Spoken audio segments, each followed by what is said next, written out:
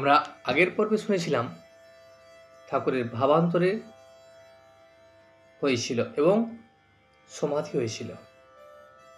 সেই সময় একজন গেরুয়া কাপড় পরা অপরিচিত এক বাঙালি আসিয়া উপস্থিত হইলেন ও আসন গ্রহণ করিলেন। আজ আমরা শুনব দ্বিতীয় পরিচ্ছেদে গেরুয়া বসন ও সন্ন্যাসী অভিনয় মিথ্যা ভালো নয়। দ্বিতীয় পরিচ্ছেদ। কর্মেন্দ্রিয়াণি সংযমশ্চ অস্তি মনসা শরণ ইন্দ্রিয়ার্থন বিমূঢ়ত্বা মিথ্যাচারস উচ্যতে। গেরুয়া বসন ও সন্ন্যাসী অভিনয় মিথ্যা ভালো নয়। পরমহংসদেবের সমাধি ক্রমে ভঙ্গ হইতে লাগিল। ভাবস্থ হইয়াই কথা কহিতেছেন, আপনা আপনি বলিতেছেন। পরমহংসদেবের যে সমাধি হয়েছিল সেটা ক্রমে ভঙ্গ হতে লাগিল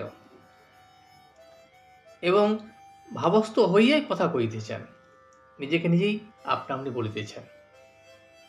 শ্রী রামকৃষ্ণ বললেন, আবার গেরুয়া কেন, একটা কি পড়লেই হলো? একজন বলেছিল, চণ্ডী ছেড়ে হলুম ঢাকি।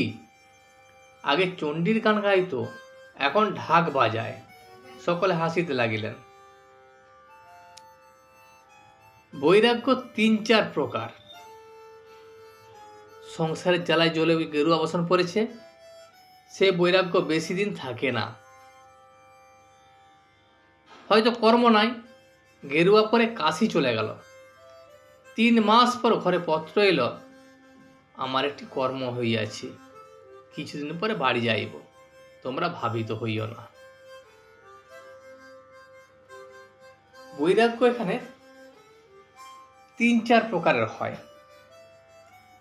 বিভিন্ন মানুষের বৈরাগ্য হয় বিভিন্ন ধরনের। যেমন কেউ সংসারের বিভিন্ন জ্বালায় জ্বলে গেরুয়া বসন পরে সেই বৈরাগ্য নিয়ে যায়। সে বৈরাগ্য কিন্তু বেশি দিন থাকে না। আবার কেউ কেউ হয়তো কর্ম নাই, গেরুয়া পরে কাশি চলে গেল। বেশ কিছুদিন পরে বাড়িতে পত্র, যখন তার কর্ম জুটল তখন বাড়িতে পত্র দিল যে আমার একটা কর্ম হয়েছে, আমি বাড়ি যাব, তোমরা ভাবিও না।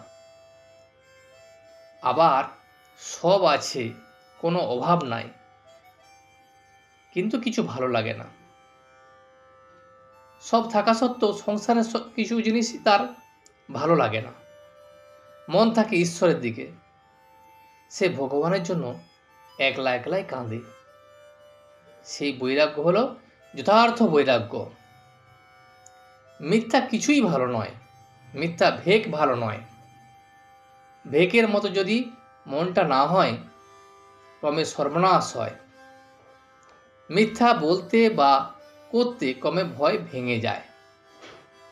তার চেয়ে সাদা কাপড় ভালো। যা কিছুই মিথ্যা দিয়ে ঢাকতে যাও, কোনো কিছুই মিথ্যা ভালো নয়। যদি মনটা সেই মিথ্যায় ভরে যায়, তাহলে মনের যে ভয় সে ভয় ভেঙে যায়। তার চেয়ে সাদা কাপড় ভালো। মন যদি সাদা থাকে, সেই সাদাটাই খুব ভালো। মনে আসক্তি মাঝে মাঝে পতনও হচ্ছে। মনে যদি আসক্তি আসে, মাঝে মাঝে পতন হয়ে যায়। আর বাইরে যদি গেরুয়া কাপড় পরে থাকা যায়, সেটা বড় ভয়ঙ্কর। কেশবের বাড়ি গমন ও নববৃন্দাবন দর্শন। এমনকি যারা সৎ অভিনয়েও তাদের মিথ্যা কথা বা কাজ ভালো নয়। যারা প্রকৃতির সৎ হয়, তারা অভিনয় করেও যদি মিথ্যা কথা বলে, সেটাও কিন্তু ভালো নয়। কেশব সেনের ওখানে নববৃন্দাবন নাটক দেখতে গেছিলাম।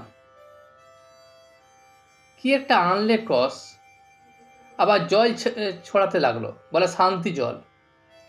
একজন দেখি মাতাল সেজে মাতলামি করছে। ব্রহ্মভক্ত বললেন, কুবাবু। শ্রীরামকৃষ্ণ তখন বললেন, ভক্তের পক্ষে ওরূপ সাজাও ভালো নয়। ওসব বিষয়ে মন অনেকক্ষণ ফেলে রাখায় দোষ হয়। মন ধোপা ঘরের কাপড়, যে রঙে ছোপাবে সেই রং হয়ে যায়। মিথ্যাতে অনেকক্ষণ ফেলে রাখলে মিথ্যার রং ধরে যাবে। যদি আরেকদিন নিমাই সন্ন্যাস কেশবের বাড়িতে দেখতে গিয়েছিলাম। যাত্রাটি কেশবের কতগুলো খোসামদের শিষ্য জুটে খারাপ করেছিল। একজন কেশবকে বললে, কলির চৈতন্য হচ্ছেন আপনি। কেশব আবার আমার দিকে চেয়ে হাসতে হাসতে বললে, তাহলে ইনি কে? আমি বললাম, আমি তোমাদের দাসের দাস, রেণু রেণু। কেশবের লোকমান্য হবার ইচ্ছা ছিল। আজ এই পর্যন্তই। ভিডিওটি শেষ পর্যন্ত দেখার জন্য আপনাকে অসংখ্য ধন্যবাদ। ভিডিওটি যদি আপনার ভালো লেগে থাকে তাহলে একটা লাইক, কমেন্ট এবং বন্ধুর সাথে শেয়ার করে দেবেন। সাবস্ক্রাইব করে পাশে থাকা বেল আইকনটি বাজিয়ে দেবেন, যাতে আপনাদের নতুন ভিডিওগুলি সর্বপ্রথম আপনার কাছে পৌঁছে যায়। জয় শ্রী রামকৃষ্ণ।